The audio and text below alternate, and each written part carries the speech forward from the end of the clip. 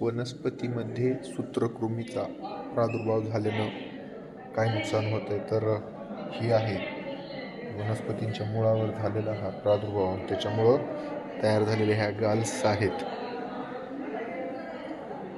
हे टोमॅटोमधलं जे आहे ते मोलॅडोनजिनस स्पीसीज जी आहे त्याचा प्रादुर्भाव झालेला सूत्रकृमी म्हणतो आपण त्याला.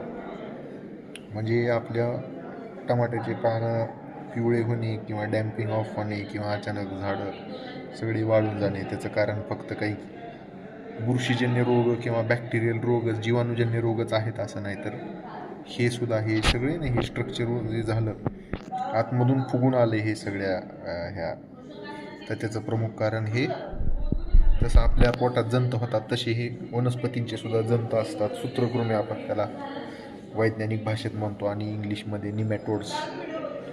तर ह्या सगळ्या गोष्टी ज्या आहेत ह्या ठिकाणी NIPHM मध्ये आहेत.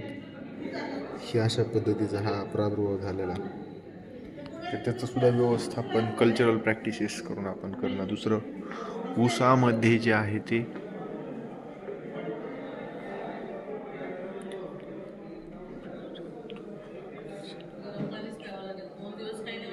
हरभऱ्यामध्ये सुद्धा हा प्रॉब्लेम येतो. महत्त्वाचं काही निमॅटोड्स हे बेनिफिशियल्स असतात, जसं entomopathogenic nematodes EPN are the biological control of root grub of sugarcane. म्हणजे हुमणी आळी जी म्हणतो आपण, त्या हुमणी आळीचं सुद्धा कंट्रोल जे आहे ते आपण काही बेनिफिशियल्स जे आहेत एंटोमोपॅथोजेनिक निमॅटोड जे आहेत तर त्याचा वापर करून अशा पद्धतीने त्याला आपल्याला हे कंट्रोल करता येतं. तर ही लॅब आहे NIPHM ची, ह्या ठिकाणी आपल्याला ही सगळी माहिती मिळते.